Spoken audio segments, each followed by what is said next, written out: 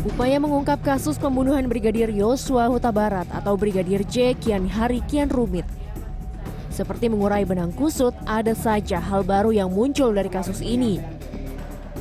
Setelah ditetapkan sebagai tersangka, mantan Kadif Propam Irjen Verdi Sambo, Putri Chandrawati, Baradae, Bribka RR, dan asisten rumah tangga KM melakukan rekonstruksi di 2 tempat kejadian perkara di Duren 3 pada 30 Agustus lalu.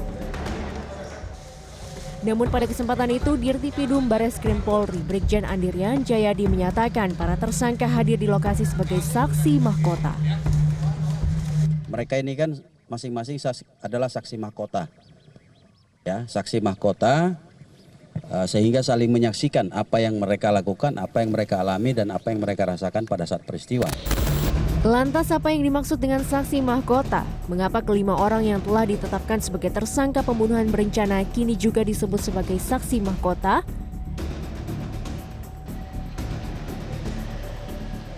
Saksi mahkota merupakan saksi yang berada bersama dengan para terdakwa ataupun tersangka dalam suatu tindak pidana. Pada dasarnya, posisi seorang saksi dalam suatu perkara merupakan faktor yang paling penting ataupun salah satu yang paling penting dalam suatu perkara untuk menentukan apakah perkara tersebut benar-benar terjadi ataupun tidak.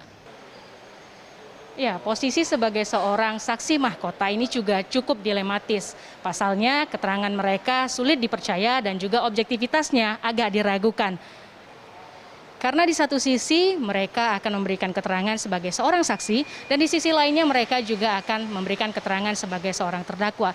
Dan perlu digarisbawahi bahwa negara di dalam undang-undang memberikan perlindungan kepada mereka untuk menggunakan hak ingkar sebagai terdakwa. Dalam suatu perkara, saksi mahkota memang dapat dijadikan sebagai alat bukti. Hal ini tertuang dalam Surat Edaran Mahkamah Agung Republik Indonesia Nomor 5 Tahun 2014. Dalam penerapannya, saksi mahkota harus memenuhi 3 syarat, yakni pemeriksaan perkara pidananya telah dipisahkan atau displit. Terdakwa sebagai saksi juga wajib diberitahu hak dan konsekuensi sebagai saksi mahkota. Dan syarat terakhir, perkara yang ditangani haruslah perkara yang minim alat bukti. Namun menurut dosen Fakultas Hukum Universitas Trisakti Abdul Fikar Hajar, pada praktiknya keberadaan saksi mahkota banyak diprotes di pengadilan. Karena itu saksi mahkota itu di pengadilan itu banyak diprotes terutama oleh pembela, ya, oleh penasihat hukumnya tersangka gitu. Karena akan merugikan gitu. Ya, karena tersangka itu sama-sama punya hak untuk ingkar.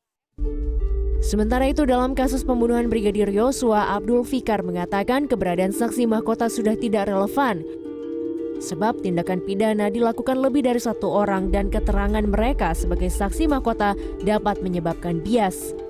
Dalam konteks perkaranya Pak Sambo ini, ya, saya kira juga bisa dilakukan splitting gitu, dalam arti dipisah masing-masing, karena meskipun kelihatannya tindak pidananya dilakukan bersama-sama, tapi perannya masing-masing. Ya, yang melakukan hanya satu sebenarnya, ada 2 orang, yaitu E dan Pak FE sendirian. Menurut Abdul Fikar, posisi Sambo CS sebagai saksi mahkota dalam kasus ini dapat melemahkan tuntutan terhadap mereka karena kesaksiannya bisa saja berubah-ubah. Namun kondisi bahwa fakta kejadian yang sudah menjadi fakta sosial dan sudah diketahui masyarakat luas dapat menyulitkan para tersangka untuk memberikan keterangan berbeda-beda. Suci Bancin, Sony Sulistiono, Jakarta.